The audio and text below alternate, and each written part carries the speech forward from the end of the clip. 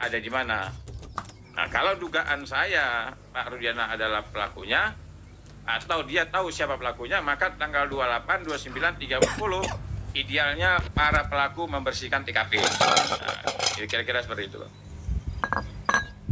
Oke, Bang Herwanto, ketika kami ke Cirebon ya langsung ke makamnya Eki, ya kan?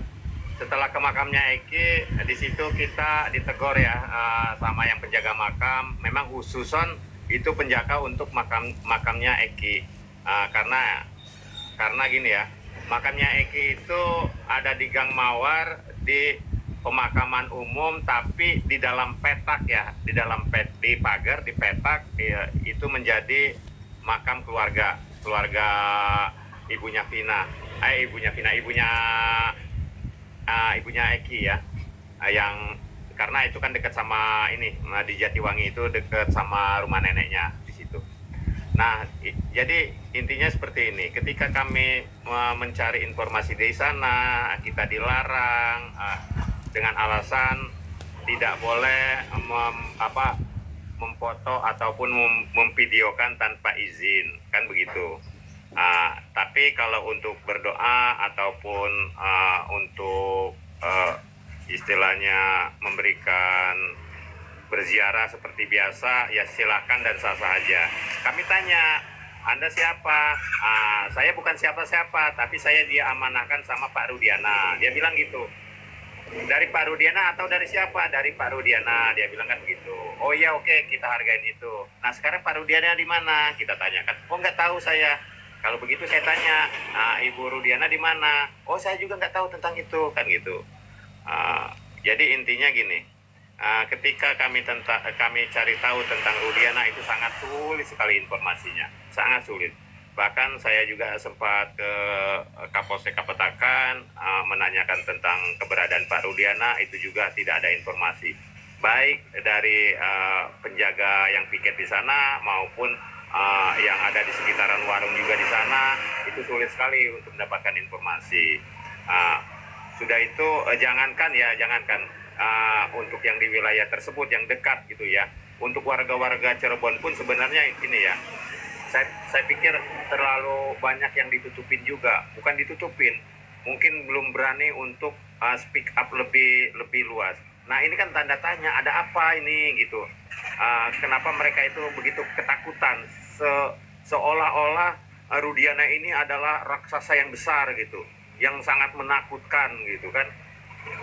Karena nggak dipungkirin juga Bang Herwanto ya, dari pihak pengacara, mungkin dari rekan-rekan abang lah, kan sudah ada diintimidasi kan di sana, ada yang diikutin katanya kan, mungkin dari konten kreator juga ada yang diintimidasi.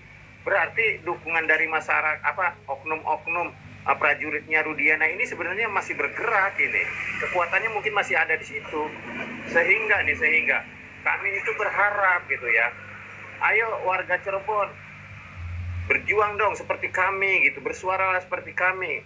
Kalian sebagai jenderalnya di sana, kami bantu di sini gitu. Kalian berjuang di sana, baik itu dari organisasi, elemen-elemen lain. Ayo bersuara dong kan. Ini bukan cuma penegak hukum aja ya yang tidak baik, apalagi di 2016. Tapi di sini ada pelanggaran hak asasi manusia gitu.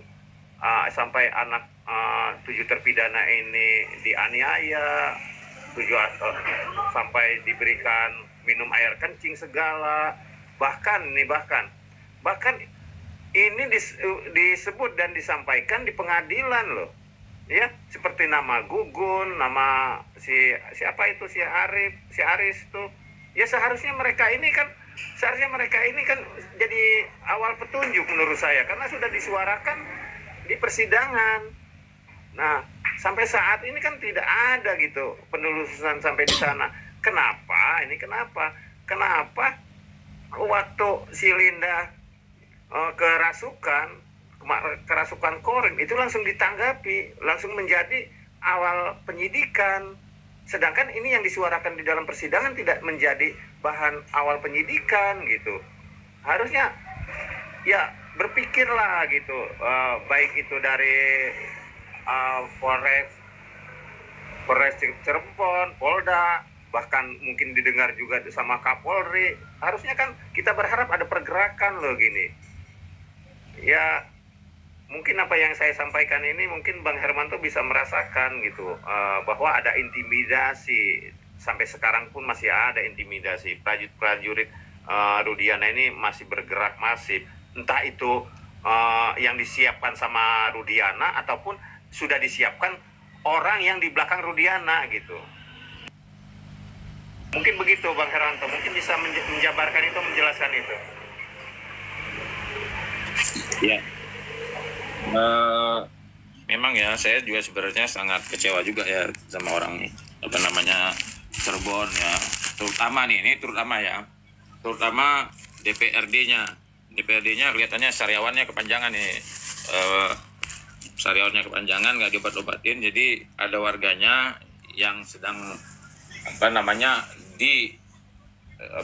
dalam kondisi yang ketakutan, cuman DPRD-nya nggak bisa berbuat apa-apa. Sebenarnya awalnya harusnya DPRD bergerak, maka masyarakat akan membantu. Nah, saya yang melihat ini ada juga nih, ada yang sampai nih Bang Lingga Albatani, Bang James Bond, kata ICW salah alamat gugatan tentang CCTV Sampori, gimana Bang tanggapinya? Terus juga si Astri bilang Sudirman butuh dipisum Bang, di keterangan Bu Titin Sudirman nggak bisa duduk lama, sakit tulang ekornya. Nah jadi ya, memang dalam rangka advokat melakukan pembelaan hukum, memperjuangkan hak-hak hukum kliennya, ya sebenarnya ya harus juga dijauhi dari rasa takut. Nah, masyarakat Cirebon juga memang saya tanya sama Kang Peri pada saat itu, saya bilang bagaimana itu Kang, masyarakat Cirebon bagaimana, ada rasa ininya nggak? Kelihatannya mereka ada yang lebih banyak cari aman Bang, dia bilang gitu. Jadi maksudnya tidak berani vulgar. Nah jadi saya berpendapat kalau ada masyarakat ya atau penegak hukum ya yang dia melihat secara langsung, dia mengetahui ada kezoliman di hadapannya dan dia tidak bisa bergerak, tidak bisa berbuat apa-apa ya, hanya menyaksikan aja, hanya bisa mengeluh, hanya bisa gibah-gibah aja, ya saya menganggap orang-orang itu adalah kelompok, kalau seandainya dia hidup di tahun 45, Indonesia ini nggak akan merdeka. Jadi memang diperlukan orang-orang punya keberanian, punya pengetahuan, punya wawasan, dan punya keyakinan bahwa apa yang dia lihat, dia dengar, yang tidak baik, dia harus bergerak juga. Sama seperti tadi nih yang mengatakan bahwa Bang Sudirmannya ini, Astri bilang Sudirman tuh butuh visum Bang, keterangan Bu Titin, Sudirman nggak bisa duduk lama sakit ulangnya. Nah pendapat saya begini loh ya, ini bukan hanya bukannya kepada Bu Titin ya. Saya berulang-ulang kali mengatakan bagi rekan-rekan sejawat saya yang sudah ya memilih profesi advokat ini sebagai profesi yang dia tekuni ya, saya berharap bisa menggunakan ya status penegak hukumnya ini dengan baik dan benar, penuh dengan tanggung jawab. Saya menggunakan istilah yang sering disebut oleh Bang Reza Indragiri, ada istilah yang sering disebut namanya bad lawyering. Artinya buruknya pendampingan pembelaan perkara yang dilakukan oleh seorang advokat. Nah, saya berulang kali mengatakan saya ini tidak dapat kuasa dari siapapun loh. Saya ini bergerak atas nama organisasi yang saya pimpin, Baradatu. Bergerak atas profesi saya sebagai penegak hukum. Ya walaupun saya mungkin tercatat sebagai kuasa hukum Sakat Tatal ya, saya diajak Farhad Abbas. Tetapi maksud saya ya, ketika para advokat ini menangani perkara dan dia melihat secara langsung bahwa ada ketidakadilan, dia dilawan dong. Apa yang harus dilakukan? Kalau nadanya perlu kencang, kencang. Kalau perlu berontak. Nah, kalau seandainya kita hanya mengandalkan ngomong nggak didengerin, ya kita harus pakai juga ada cara-cara yang lain gitu loh. Jangan sampai nanti ketika kita membela klien tidak mendapatkan hak-haknya kita hanya bisa diam aja, kita hanya ngomong aja di media, ngomong sana, ngomong sini, ngomong sana, ngomong sini. Nah, percuma dong orang menggantungkan harapannya kepada penegak hukum, percuma dong klien menggantungkan harapnya ke seorang advokat. Saya juga kan kemarin kaget juga itu waktu Bang Edwin Partogi diundang oleh Bang Reza Indragiri di podcastnya.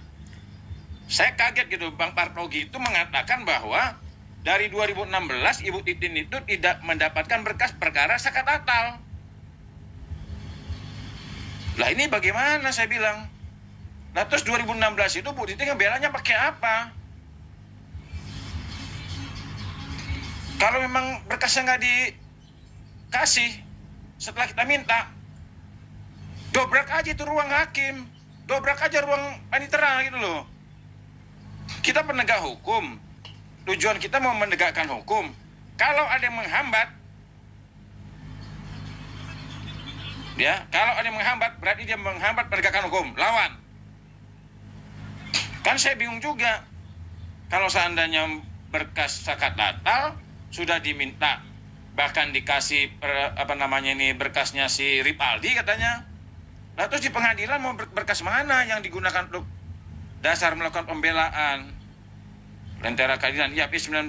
Iya, cuma maksud saya, nah kalau seandainya kita ini kan advokat ini adalah penegak hukum. Masyarakat yang berhadapan dengan hukum disebut dalam hukum itu masyarakat pencari keadilan. Nah, pencari keadilan ini menggantungkan harapannya kepada penegak hukum, yaitu advokat. Karena advokat adalah penegak hukum yang berasal dari masyarakat untuk kepentingan masyarakat. Kalau jaksa hadir di sana untuk kepentingan pemerintah, hakim untuk kepentingan negara. Nah, yang hadir dari masyarakat mewakili kepentingan masyarakat adalah advokat. Nah, kalau dalam menjalankan tugas dan fungsinya untuk melakukan pembelaan, advokatnya hanya bisa keluar tanpa melakukan action, celaka menurut saya. Saya selalu menyebut begini ya, kadang netizen sering salah menilai, ya, bahwa dianggap kalau seandainya advokat ini membantu si A, ya, saya tidak mengatakan nama ya, saya tidak menyebut nama. Saya sering melihat netizen ini ketika ada seorang advokat melakukan pembelaan terhadap orang, ya, yang mungkin orang ini teraniaya. Netizen selalu menganggap bahwa advokat ini wah hebat, baik, advokat ini perlu didukung dan sebagainya. Tetapi mereka tidak melihat apakah bantuan ini bantuan yang menggunakan ilmu atau tidak. Saya sering mengatakan bahwa pertolongan atau bantuan tanpa ilmu hanya akan memperburuk keadaan.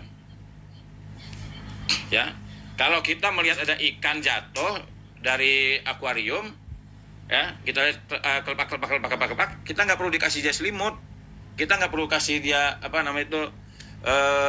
udara. Yang dibutuhkan ikan adalah air. Sama seperti kita berada di pinggir pantai, di laut. Ada orang yang kelelep nih di laut nih, udah help dia udah mau tenggelam. Nah terus ada orang baik mau bantu dia, ada yang ngasih uang, ada yang ngasih emas, ada yang ngasih permata, ada yang ngasih ini. Itu nggak perlu. Orang kelelep di laut itu perlu ban. Mendingan ban yang harganya murah, ban jelek, tapi bisa menyelamatkan nyawanya. Jadi kita harus tahu gitu, ketika ada orang membutuhkan pertolongan kita harus tahu yang dibutuhkan orang ini apa sih? Apa perlu saya kasih uang?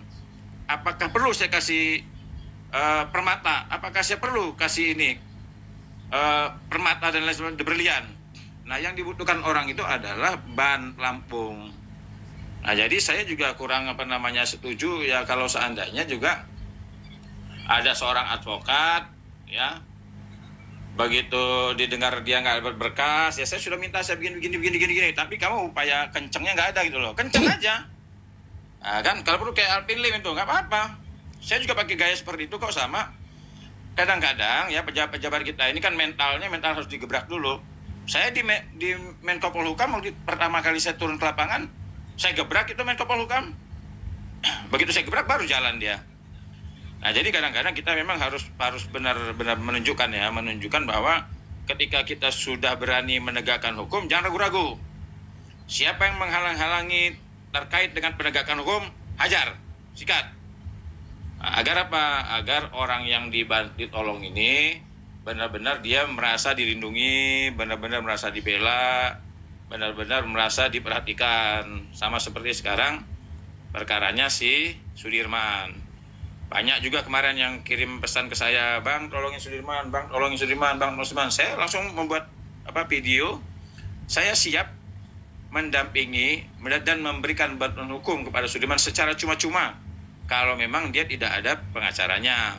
Tapi kalau sudah ada pengacaranya, saya tidak mau. Nah, sekarang ini kan sudah ditunjuk katanya Bu Titin dan juga ada siapa lagi tuh.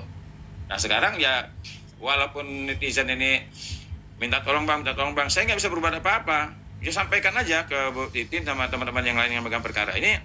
Ya kalau merasa Sudirman itu mengalami penganiayaan dan lain sebagainya, ambil tindakan dong, ya, ambil tindakan, laporin pidana kalau perlu. Nah, jadi biar apa namanya greget kita sebagai penegak hukum kerjanya ada gitu. Jangan cuma ngomong sana, ngomong sini, ngomong sana, ngomong sini.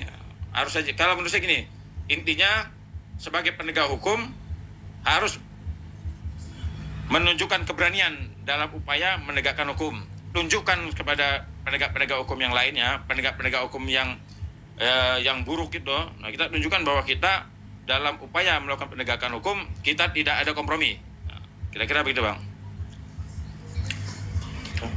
Ya, kalau untuk Sudirman sekarang ini kan masih dipegang PH-nya dari dari yang sudah disiapkan sama Polda Jabar, yaitu Bang Wilson kalau tidak salah sampai saat ini. Jadi memang waktu di tahun 2016 itu Ibu Titin memegang hampir 7 semuanya dipegang Ibu Titin, tapi yang jelas ada 2 kan, Saka dan Sudirman. Tetapi Sudirman ini sudah ditarik ya kuasa hukumnya tanpa sepengetahuan Sudirman itu sendiri. Nah, itu yang saya tahu informasinya. Dan sekarang Sudirman itu bukan dipegang sama Pradi ataupun dalam arti kata gini, bukan dari timnya Otto ya. Memang yang kita tahu Bang Wilson juga kan termasuk anggota dari Pradi gitu. Itu yang disampaikan Bang Juntek ya, yang disampaikan Bang Juntek seperti itu. Cuman target Ibu Titin untuk sekarang ini, oke lah, siapapun kuasa hukumnya, ya kan, siapapun kuasa hukumnya, targetnya pengen Sudirman itu segera dipindahkan ke Lapas Cirebon. Nah, itu target utamanya, biar nanti komunikasinya lebih intens lagi. Nah, untuk ke depan ya insya Allah kalaupun bisa diambil alih gitu, nanti diambil alih. Tapi nanti sebaiknya seperti apa gitu. Karena gini, saya lihat justru Sudirman ini kasus yang paling kesaksiannya itu memberatkan untuk terpidana ini kan gitu. Nah, kalaupun jadi satu naungan, akhirnya sepertinya menurut saya jadi kurang ini juga gitu kan, kurang berkesesuaian juga ya. Mungkin selanjutnya ya silakan aja untuk dari Bang Wilson untuk meneruskan gitu, tetapi harusnya kan ada koordinasi karena tujuannya kan sama, untuk membela, untuk membebaskan Sudirman ya. Itu sih pandangan saya ya. Sebentar Bang, maksud saya gini loh, kan perkara ini kan sudah diketahui oleh umum ya, terkait dengan Sudirman itu dipegang oleh siapa. Nah, kalau menurut saya ya, pengacara yang ditunjuk oleh pihak kepolisian itu, yang menurut saya gini loh, kita ada etikanya ya. Ketika ada etikanya, kalaulah umpamanya perkara ini sudah ada pengacaranya ya, yang siapa yang ditunjuk oleh pihak kepolisian mundur aja ya. Pengacara yang ditunjuk oleh keluarga itulah yang utama Nah, jangan sampai mentang-mentang ditunjuk oleh kepolisian, terus dia mau mendampingi di orang tersebut ya dengan alasan ditunjuk oleh pihak kepolisian. Pihak kepolisian itu menunjuk pengacara kalau dia tidak ada pengacaranya, tidak mampu menghadirkan pengacara, baru ya pihak kepolisian menunjuk siapa kira-kira yang mau mendampingi si Sudirman, contohnya begitu. Nah, jadi harus juga kita ini juga harus beretika juga. Ya, saya bukan masalah organisasinya, walaupun organisasinya sama. Tetapi ketika saya orang banyak minta saya jadi pengacara Sudirman. Tapi ketika saya sudah tahu pengacaranya di sana, ya udah kita mundur aja. Kalau kita mau bantu, kita bantu dari luar dengan apa yang bisa kita lakukan, silakan. Jangan sampai nanti tiba-tiba pihak kepolisian menunjuk pengacara ini, tiba-tiba dia tampil di sana. Padahal Sudirman kan sudah ada pengacaranya. Ya mau ngapain lagi gitu kan? Nah, akhirnya jadi saling tabrakan sesama dan sejawat. Kalau menurut saya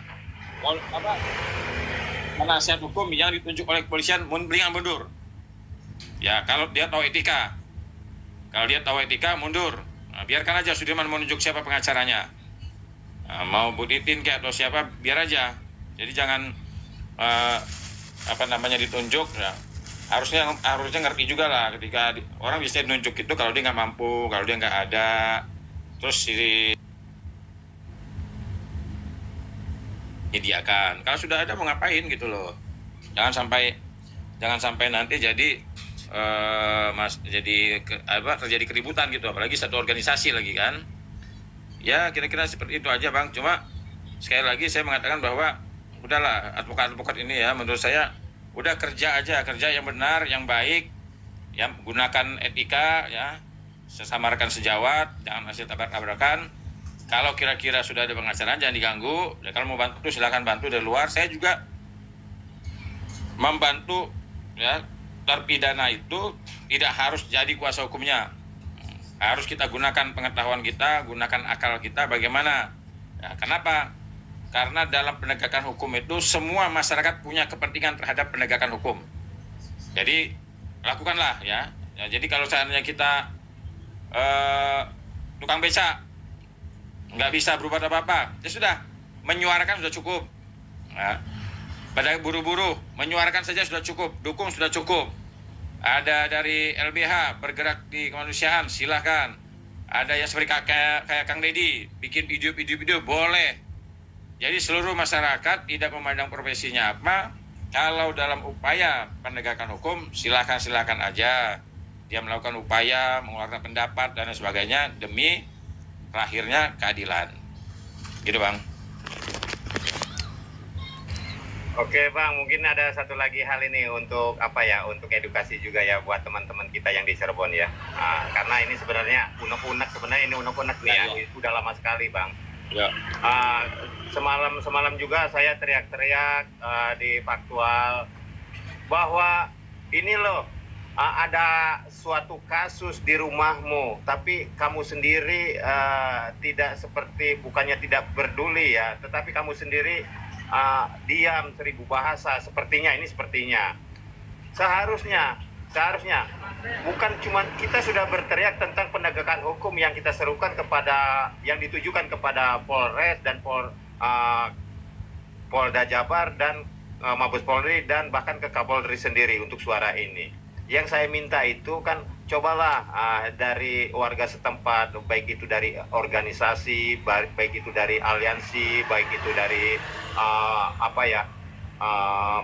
masyarakat yang intelek gitu kan, ataupun dari dewan pimpinan mereka yaitu DPR ya, yang sekarang ini mereka mencari nama gitu untuk pengen dipilih, jangan maunya aja kan datang ke masyarakat, pilih saya dengan kontrak 50.000 sampai 100.000 untuk 5 tahun gitu kan, sepenaknya dewek gitu ya kan. Ketika warganya kena kasus hukum, oke, untuk kasus hukum kita serahkan kepada penegak hukum. Tapi kan di sini kan ada pelanggaran HAM gitu Bang, maksudnya kan. Cobalah peduli dengan tentang kemanusiaannya gitu.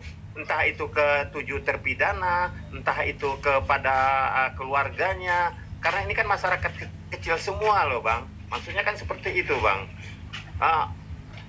Kita memang belum tahu ya kan keputusan kehakiman itu apa, apakah mereka ini bersalah atau tidak. Tapi kan kita bisa menilai bahwa ini adalah rekayasa kasus kan, dan ini sebenarnya kan mereka ini tidak bersalah. Kita semua sepakat, kita juga semua tahu gitu. Nah mereka juga harusnya kan tahu dari wakil-wakil rakyat yang ada di sana gitu. Cobalah bersuara gitu, baik itu alim ulamanya ya, walaupun tidak berbicara tentang kasus, tapi dari sisi kemanusiaannya begitu Bang. Nah ini yang kita harap gitu. Bahkan untuk konten kreatornya juga ataupun hostnya yang di TikTok juga lebih kencang lah bersuara gitu. Nah, bukannya gini, bukannya kita menjudge mereka penakut, bukan. Tapi mohon gitu, kita sama-sama loh, sama-sama. Tetapi kalau di situ ada intimidasi ataupun ada oknum-oknum yang mereka takuti, ya harusnya juga itu di-up gitu Bang. Jangan dibiarkan juga gitu. Akhirnya kan mereka kan hidup dalam terkekangan gitu. Kan nggak nyaman juga buat mereka. Apakah mereka nggak mau ada perubahan? Itu kan tanda tanya juga. Jangan sampai kita orang mobil yang mogok gitu ya kan, tetapi mereka sendiri yang sebagai supir nggak mau starter gitu. Ya apa fungsinya kita ngedorong gitu Bang? Bukannya kita merasa capek, bukan. Tapi ada ini ya, ada kerjasama gitu Bang. Maksudnya kan gitu. Bahkan cari informasi aja susah gitu. Sekarang ini kami itu mendapatkan informasi, mungkin Abang juga mendapatkan informasi kan cuman dari pengacara, dari rekan-rekan dekat, sama-sama lawyer gitu. Tapi dari masyarakat sendiri mana ada. Makanya sedikit banyak ya saya bersyukur gitu kepada KDM, apa yang dia perbuat itu udah mewakilin kita gitu. Toh itu benar atau salah gitu ya kan belum dibuktikan juga dari saksi-saksi yang ada. Tapi intinya kan ada kepedulian gitu loh. Apakah mereka juga nggak ada wakil rakyat yang peduli di situ? Cuman itu aja Bang, itu unek-unek saya gitu. Mungkin Abang bisa nggak ngasih suara buat mereka supaya mereka juga bangkit seperti kita gitu Bang, baik di Komal ataupun di wilayah itu sendiri gitu. Apakah menurut mereka ini kasus tidak berguna buat mereka gitu? Apakah kasus ini tidak menguntungkan buat mereka? Kan ini kan jadi pertanyaan-pertanyaan kita juga semua. Ya mungkin gitu aja Bang. Ya, ini memang ini kan kembali lagi kesadaran ya, kesadaran bagi kita masyarakat bahwa kita bagaimana kita menyadari bahwa permasalahan penegakan hukum ini bukanlah permasalahan 8 terpidana plus Peggy Setiawan saja, atau kita perluas sedikit, bukan hanya permasalahan warga Cirebon saja, tapi ini adalah permasalahan seluruh masyarakat Indonesia. Karena yang terjadi kepada 8 terpidana plus Peggy Setiawan ini bisa saja terjadi kepada siapa saja. Kepada tetangga kita, keluarga kita, siapa saja. Bisa jadi terjadi. Nah, cuma memang ya, kalau kita melihat memang mereka ini merasa takut atau ada yang juga berpendapat yang penting saya tidak diganggu dan lain sebagainya gitu. Nah ini emang agak sulit ya ketemu sama orang yang merasa saya yang penting nggak diganggu, yang penting saya aman dan lain sebagainya. Nah percayalah sama saya, orang-orang yang memiliki pendapat seperti itu ya, itu saya tidak mendoakan ya, suatu saat ya kita ini kalau suatu hari kita menyepelekan sesuatu, percayalah nanti suatu saat sesuatu itu akan menyepelekan kita. Kalau kita tidak peduli terhadap sesuatu itu akan tidak peduli terhadap kita nanti. Ini keyakinan saya nih, ya. Sama saya melakukan upaya-upaya hukum, tindakan-tindakan hukum atau mengeluarkan pendapat-pendapat hukum. Orang beranggapan saya berbuat baik untuk 8 terpidana plus Peggy Setiawan. Saya mengatakan saya tidak berbuat baik kepada 8 terpidana sama Peggy Setiawan, tidak. Ya, ketika orang berbuat baik, sesungguhnya orang itu berbuat baik kepada dirinya sendiri. Kenapa? Karena perbuatan itu akan kembali kepada kita. Kalau kita berbuat baik, akan kembali baik kepada kita. kalau kita berbuat sebaliknya, berbuat jahat juga pasti akan kembali kepada kita sendiri. Kalau kita peduli sesama, nanti sesama akan peduli kepada kita. Kalau kita nggak peduli terhadap sesama, ya percayalah nanti suatu saat juga mereka nanti tidak akan dipedulikan sesama mereka juga. Ya memang tadi yang saya katakan, kalaulah orang-orang seperti ini hidup di tahun 45, negara kita ini rasanya nggak merdeka. Ya, sudah di depan mata kepala kita ada kezoliman, ada ketidakadilan, ada ketidakbenaran, ada kebenaran yang berusaha disembunyikan oleh orang-orang yang tidak bertanggung jawab. Tetapi diam saja, ya sudah. Ya menurut saya, ya nanti suatu saat kalau seandainya dia tertimpa hal yang sama, hal yang sama juga akan dia rasakan gitu loh. Kalau menurut saya begini ya, memang sih kalau kita belajar hukum ya, hukum itu memang memberikan ruang kita supaya sabar. Kalau tidak dilayani begini bagaimana, lapornya ke sini. Kalau lapor bagaimana, ininya ke sini, kita tunggu. Terus kalau seandainya upaya sudah dihukum bagaimana, PK. Memang hukum mengatur agar tertib. Nah, sekaligus ada juga isyarat supaya sabar. Nah, itu hukum tuh. Tetapi selain daripada hukum itu ya, kalau saya ini pribadi saya, kepribadi saya memang bacaan saya KUHP, undang-undang dan sebagainya. Tapi bacaan yang utama saya adalah Al-Quran dan hadis. Ya. Jadi ya, di dalam Al-Quran dan hadis itu ya sudah mengatur ya bentuk ya keberanian yang harus dimiliki di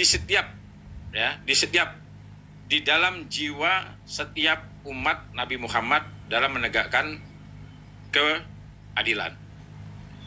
Jadi memang kalau seandainya tidak dibarengi juga ya dengan keilmuan yang lain, keyakinan yang lain, rasa-rasanya kita kalau menegakkan hukum ini hanya mengandalkan undang-undang yang dibuat oleh manusia ini, ya kita harus bersabar.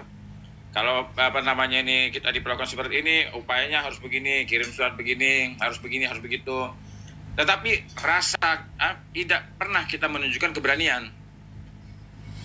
Padahal saya yakin bukan hanya agama Islam aja, di dalam setiap agama pun pasti ya karena namanya ketidakadilan, kezoliman, ya harus berani lawan gitu loh. Harus berani teriak, harus berani ya kasarnya ngomong itu ya sedikit agak keras lah gitu. Saya berpatokan begitu aja. Saya nyatakan ya, saya ini umat Nabi Muhammad. Nah kalau saya sudah menyatakan bahwa saya umat Nabi Muhammad, nah saya diajarkan bentuk keberanian yang harus dimiliki di dalam setiap jiwa umat Nabi Muhammad dalam mengungkapkan kebenaran agar melahirkan keadilan itu sudah ditulis sejak zaman dulu. Nah, zaman sekarang ya kita nggak perlu lagi lah, istilahnya keras banget nggak. Kalau zaman dulu itu di save katanya, angkat pedang, bahasanya begitu. Nah, jadi secara tegas dikatakan bahwa kalau di depan mata kamu itu kamu melihat ketidakadilan, maka save katanya itu pedangin katanya, perangin. Nah itu orang yang saya percaya Nabi Muhammad tuh ya harus begitu katanya. Tapi saya tidak mengajarkan bahwa kita harus angkat pedang, enggak. Tapi maksud saya disesuaikan dengan situasi dan kondisi seperti sekarang. Nah, kalau kita merasa di depan mata kepala kita ditonton nggak benar dan lain sebagainya, terus kita diem aja, terus kita nggak bergerak, apalagi DPRD-nya sudah berapa kali saya di live itu mengatakan DPRD-nya kemana. Ya masyarakat demo dong DPRD-nya. Kalau jangan dipilih lagi. Buat apaan punya DPRD di sana, ada masyarakatnya yang dijolimi, dia diem aja gitu. Ya jangan dipilih lagi, jangan dikasih ruang lagi. Udah panasnya seperti ini masih tidur aja gitu kan. Jadi sekali lagi saya mengatakan bahwa kita harus menyuarakan ya, menunjukkan keberanian ya. Dan juga ya tadi kepedulian kemanusiaan kita ya harus benar-benar lahir lah. Kira-kira seperti itu Pak. Mudah-mudahan orang Cirebon itu suatu saat nanti tergerak hatinya ya bergandengan tangan datang ke DPRD-nya sana, kayaknya ya keras dikit lah gitu. Kira-kira gitu Pak. Ya. Oke, terima kasih Bang Erwanto udah masuk roomnya Bang Gol untuk mengedukasi teman-teman.